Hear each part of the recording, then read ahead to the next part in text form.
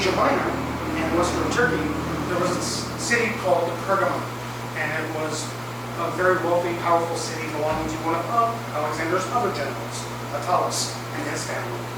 And so, considering how much attention Alexandria is getting, and how much wealth is pouring into Alexandria, Attalus says, okay, well, we need to have a royal library too. But then the Egyptians, the Greek Ptolemies, they decided to put an embargo on papyrus, saying papyrus could only be used and made in Egypt and not exported. So Pergamum kind of ticked off the librarians and the royal family. They started creating and utilizing parchment. And that's one of the reasons why Pergamum, the word for parchment is Pergamum. And so parchment had been used for decades, but they really had the market, they had the monopoly on parchment because the Egyptians refused to give them papyrus. If you don't know what parchment is, it's also known as vellum.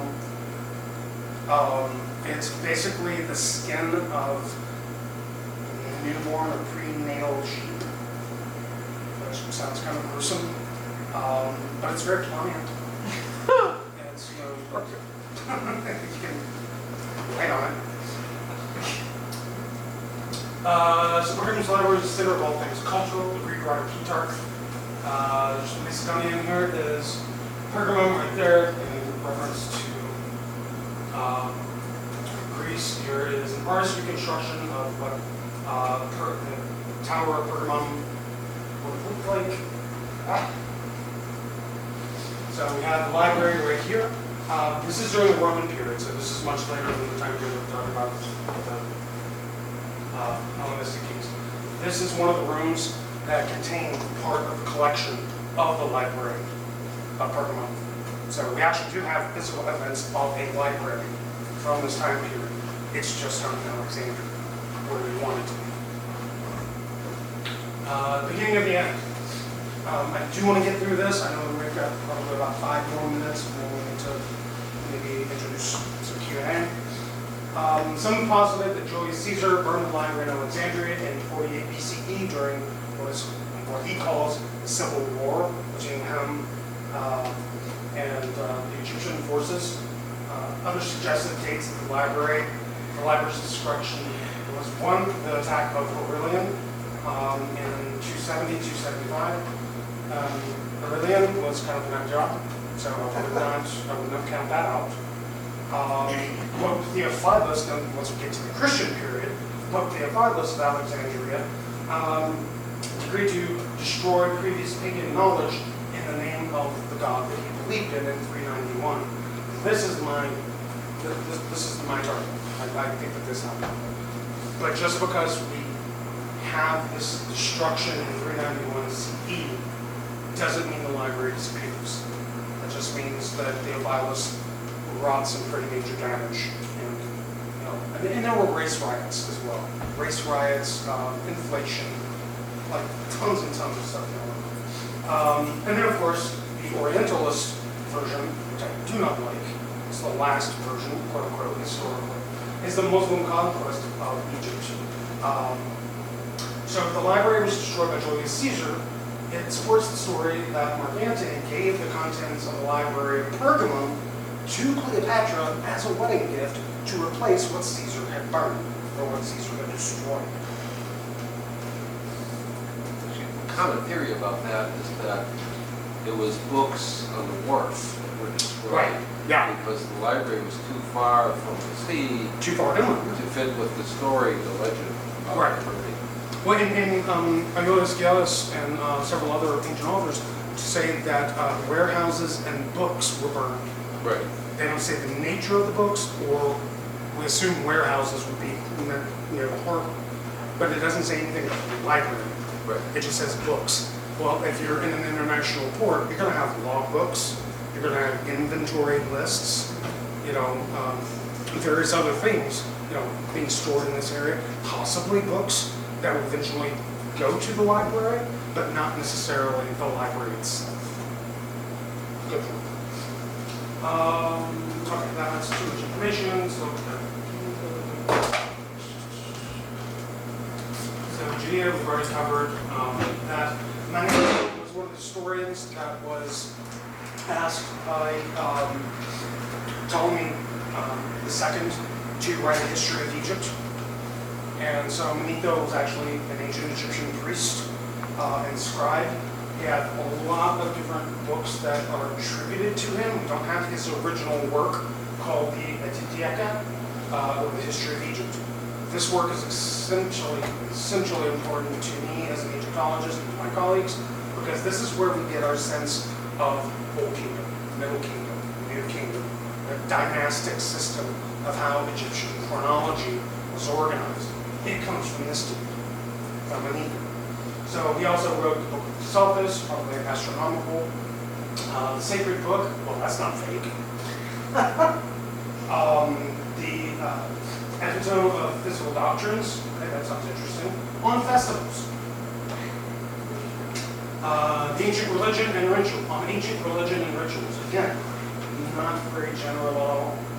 On the making of kaifu, which is a type of ritual incense that was used in the Egyptian temples, which you can still find a recipe for today. An incense. And then my favorite, criticisms of Herodotus. Those who know me know that I'm not a fan of Herodotus. Am I right? So, obviously Manetho is a personal hero, just because of that. Callimachus. So, like I mentioned before, running out of time. We're doing it again. Yeah.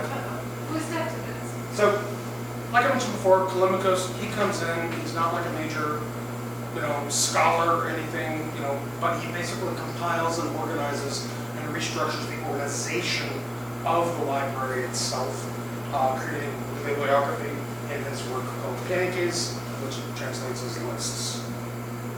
It's a longer title, but so what are our sources? Julius Caesar.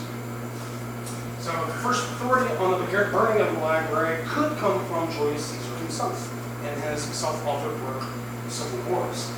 Achilles led 200,000 troops in Alexandria to secure the city against Caesar and Cleopatra VII. Cleopatra VII was like 19 at the time, so probably not that much of a threat, although foreboding.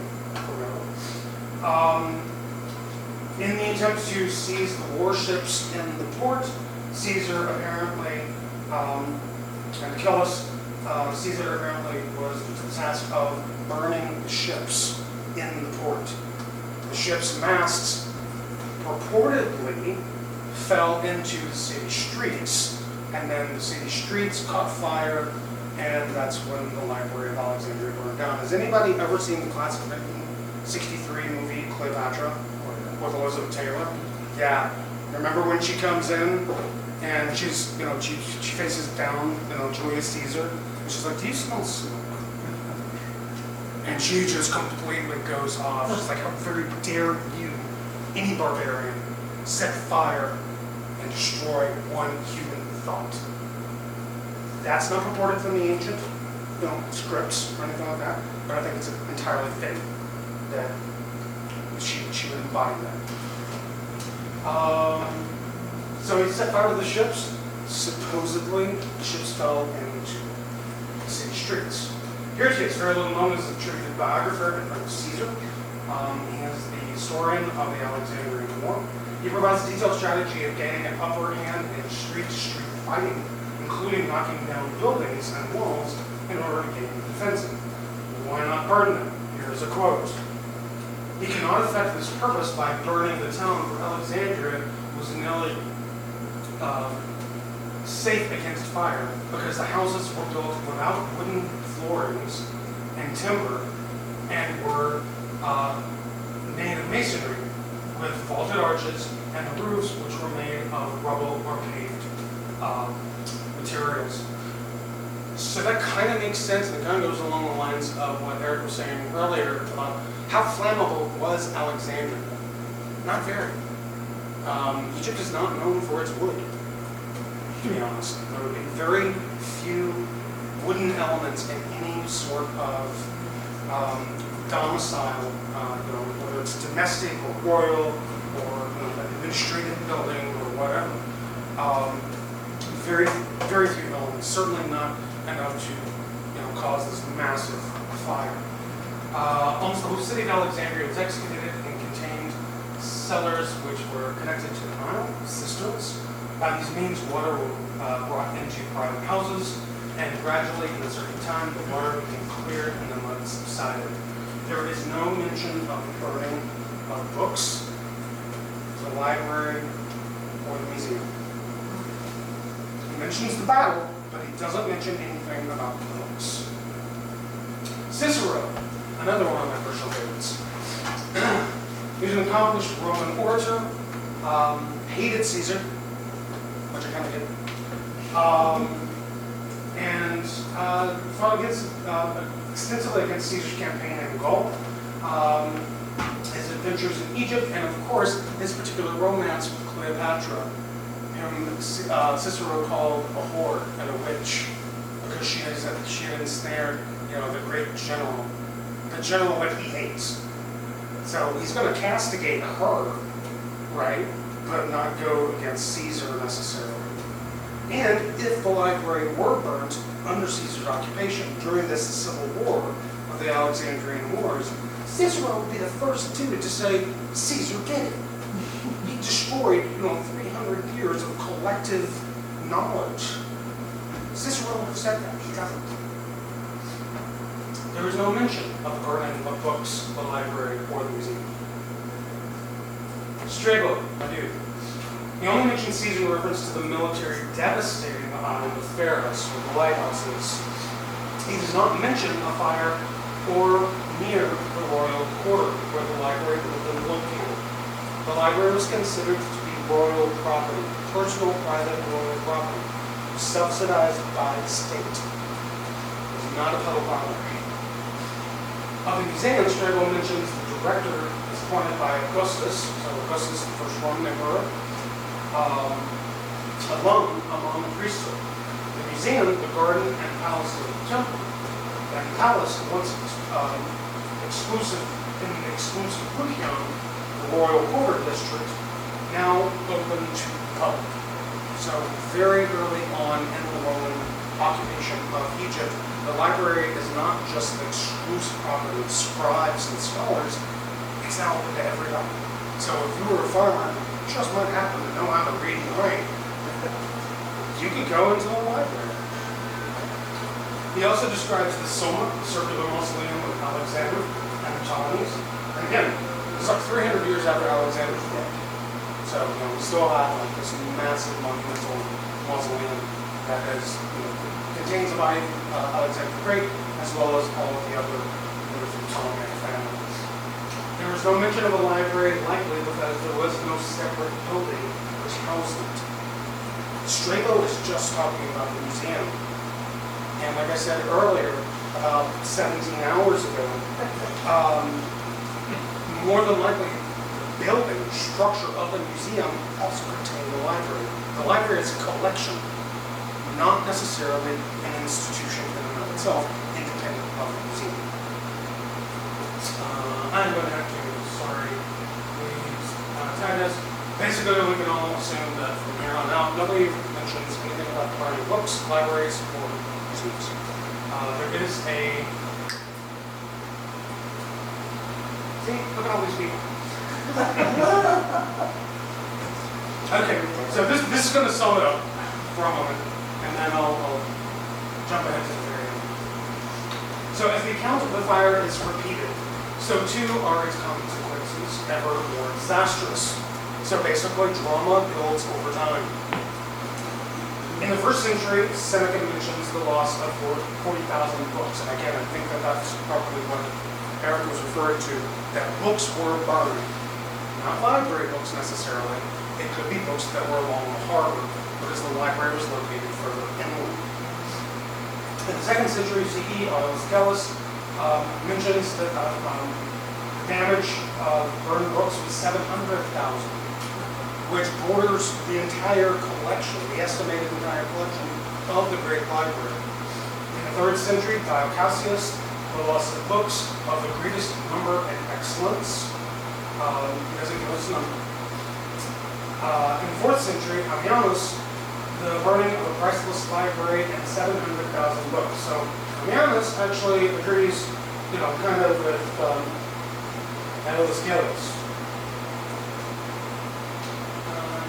In summary, about time, right? Here's the library and the museum are never mentioned together in only one or the other. Caesar speaks of the fire, but not the library. Makes sense because if he did burn it, he's not going to write about it. Strabo, the museum, description, but not the fire. Seneca, the fire and the loss of books, but not specifically the library. Plutarch, the library, but not the books. Diocletian, the fire and the library, but not the museum. Florus, the fire, but not the library, or its books. What use are you, Florus? Come on. And then Appian, neither the fire, library, or books. Only the battle of Alexandria. Those are our sources. And it's really frustrating. I hope you weren't looking for absolute answers tonight.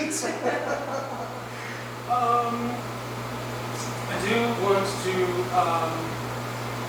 end with Hypatia, and then of course a small tribute to Chelsea. Hypatia was one of our last scholars associated with the library. Her father, Theon, was an astronomer and a mathematician, as was she. She was also a Neoplatonist. Neoplatonic theory is kind of sort of based on Plato and his idea of ideal forms, right? The divine is pure and unadulterated. We are just mere reflections of the divine. So she was an devout pagan in a time of religious strife. We have Christians running around. This is around 400 BCE, where Christians were Jews, were pagans still, all fighting and killing each other. We have the establishment of the bishopric of Alexandria, of Theophilus.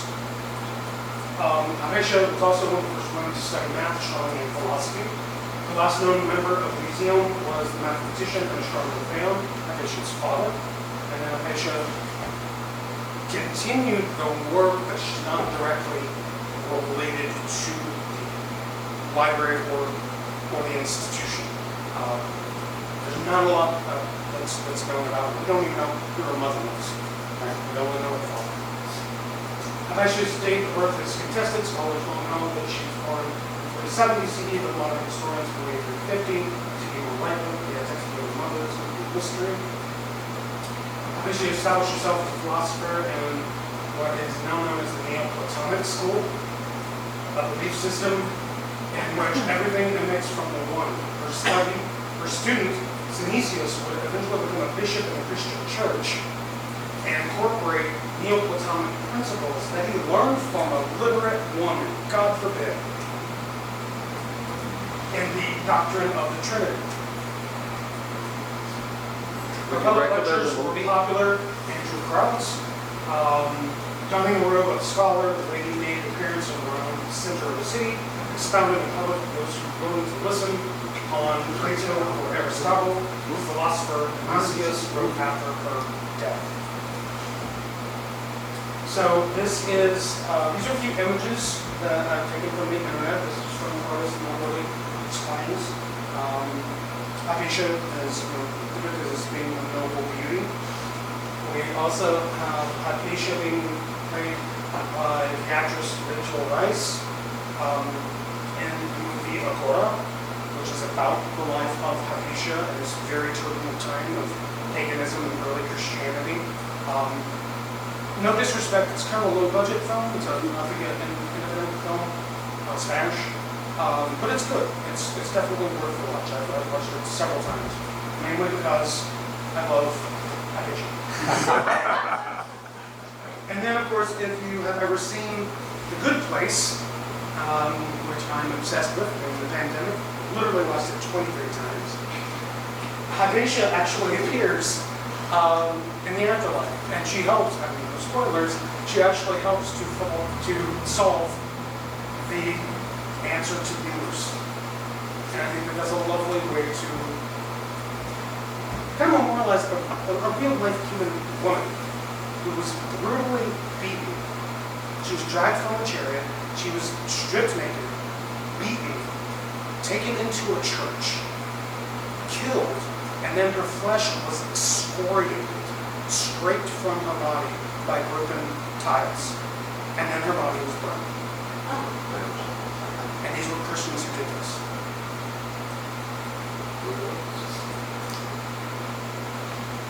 So the final legend, we'll get here, and then of course I'll show some pictures. The final legend doesn't occur until the 12th century. And this is about the Muslim invasion of Egypt. In 642, Amr ibn Anas came under the auspices of the Caliph Omar, the second Caliph of the Caliphate in Baghdad, to invade Egypt, to throw out the Byzantine Christians that were there. And Omar encountered the problem with the library. And so he's like, okay, well, we've got Alexandria that's secured. Everything's cool here. There's a lot of books. So what do we do with a lot of books? So he messages Omar, and of course, this is back in the day of flip phones, so it took a while. He messages Omar. It takes about 2 months for the response to come back.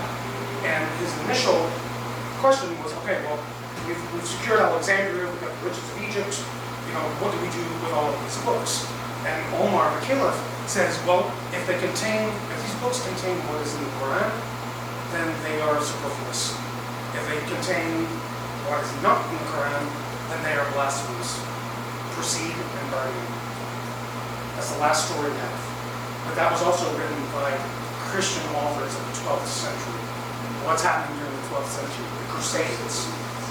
So obviously there's going to be a huge amount of anti-Orientalism, anti-Muslim rhetoric behind this. So it's an interesting part of history. It's an interesting part of the history of the library. But I call BS, honestly. Because it can easily explain it away. This is the modern day Biblioteca Alexandria. So the library exists. It was built by a Norwegian architectural firm in the form of the rising sun disk. So kind of to represent the rebirth of Alexandrian exceptionalism and scholarship. Is it anywhere near the site of the original library? We don't know. This is right on the harbor, as you can see the water there. We don't know exactly where the original is. This is the interior. It's really nice. It's primarily digital. Yeah. Fire material. And then, of course, this is the shelves.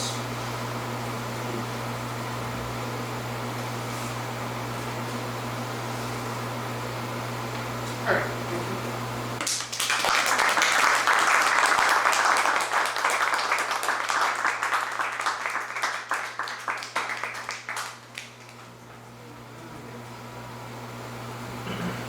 Is there anything I missed?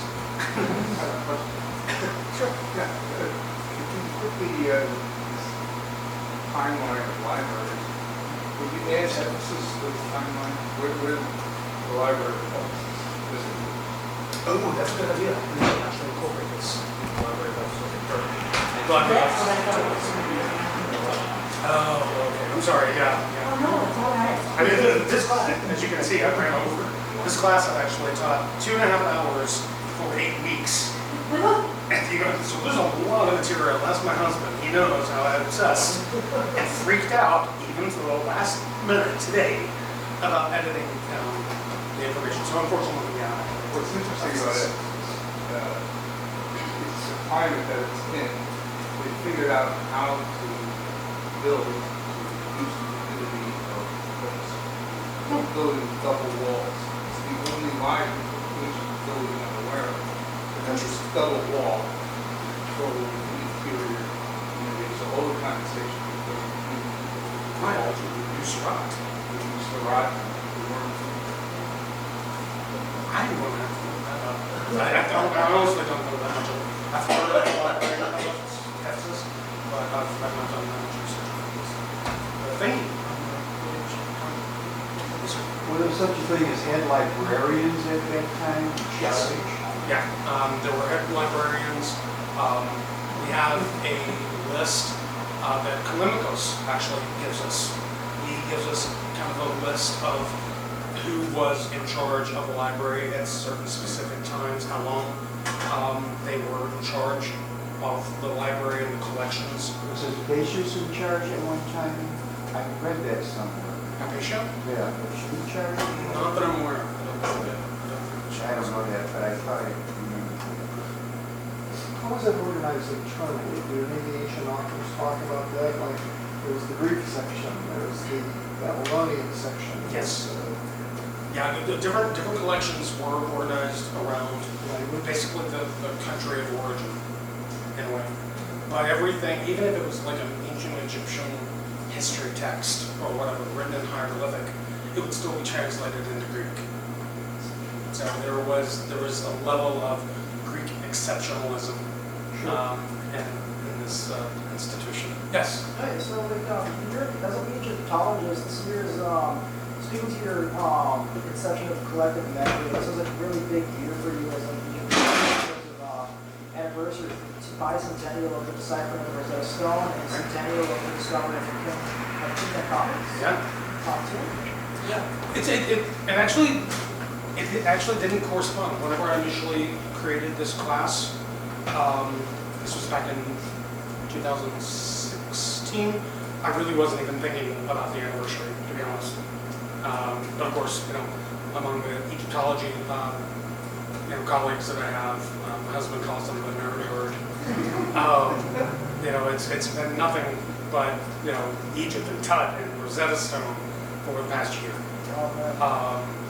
I'm interested. My background is in anthropology, so I do take a lot of profound interest in sociology, anthropology, theoretical applications of what we're seeing, social histories, and I think Egyptology is moving in the right direction. And fortunately, I'm evolving with that, and there's not that much struggle. I find it fascinating. Yeah, King Tut's mask is great. What does it tell us about the times he lived, or about his life? 22 pounds of solid gold, that's pretty. But what does it really tell us about, the 2 million people that he ruled over? That content. I'm more interested in those questions. But no, that's a good question about the kind of cognizant, awareness of knowledge. All box works. Yes, sir. How is it, what you mentioned earlier, how is it determined that the scribes were making mistakes? Oh, we have plenty of mistakes. We actually even have what are called the schoolboy texts. But how do we know it? How is it determined? Because they're literally being corrected. Like, a scribe will write down, again, papyrus is expensive. So if you're talking about going to school every day, you're writing on a broken potsherd or a broken chip of limestone, and you're copying text, right? Mimetic, just like you had mentioned, and I mentioned earlier, mimicry, copying.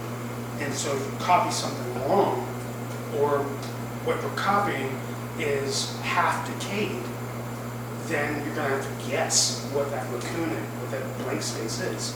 And we actually have these ostraca where it's written in black and then in red ink, circled, and the correct word is written in. Just like we had in elementary school or college. So yeah, we actually learn a lot about philology, about pronunciation. Don't know what the ancient Egyptian language sounded like. And so if there's a spelling that is missing one letter, but then the correction adds another letter, then we're like, oh, okay, well, they're kind of close. This dude just made a mistake. So here's the correction, and this is probably how it should have sounded. So it does help us in our understanding of the evolution. Because the ancient Egyptian language has 5 different phases, well over 4,000 years. The last phase is the Coptic language, which unfortunately is no longer considered to be a living language. It's the ancient Egyptian, last phase of the ancient Egyptian language, written in Greek and used primarily by Egyptian Coptic Christians. So kind of the liturgical instrument, the liturgical language, much like Latin, until Vatican II. Latin was used in Mass in Catholic churches. Coptic was also used in the same way in Coptic Christian churches. Unfortunately, in the past several generations, there has been a lot of backlash, and Egyptian Christians are now made to read their sacred text, not in Coptic, but in Arabic. And so the last phase of the ancient Egyptian language died out about maybe 30, 40 years ago. What about It's all about Ethiopia? politics. What about Ethiopia? We can use Coptic text there. No. Ethiopia is a different script. Okay. I don't know that much about Ethiopia, to be honest. That's a good point, because Ethiopia also had influence from the Nile Valley. I don't know that much about the script. The situation with Coptic has actually gotten worse. It was relatively living until about 1680 and preserved liturgically, and then it died out. And then in the late 19th century, the Coptic Church of Egypt decided that in the interest of pan-orthodoxy, that they would modify their own pronunciation and writing of Coptic to approximate closer to the Greek Orthodox, to Greek, in the hopes that this would foster ecumenism and bring the churches together and so on. And it failed. And in the meanwhile, a lot of people have, for about 40 or 50 years, were using that Neo-Coptic, so to speak, and the old pronunciation of Coptic has died out in that period, that recently. So, I mean, it's a whole cascade of tragedies as regards Coptic. Right. It's rather sad. And thank you for that point. I'm glad that you brought that up. Because ultimately, I think that that's what happened to the library. We had a couple of really bad, people in positions of power, wars. The library, I don't think the library went out with a bang. I think it went out with a whimper. I think it was just works were disseminated. The last scholars, the classical scholars, the pagan scholars, or even Christian scholars, just took what they could or burned them. It's possible. The papyrus burns, at a relatively normal temperature. But parchment, if it's cured parchment, the skin of those little cute baby sheep, papyrus actually has to get very, very hot for it to burn. Papyrus production was almost brought to extinction by, I want to say, the 3rd or 4th century. About the same time that people stopped writing on scrolls, they started writing on folded bits of parchment that they then bound in leather, called a codex, and that's the ancestor of our book. So technology changes, availability changes. I mean, there's, as far as I know, Dr. Oh gosh, I can't remember what he got his name. Go to Egypt, you buy papyrus, and he's like one of the main producers of papyri.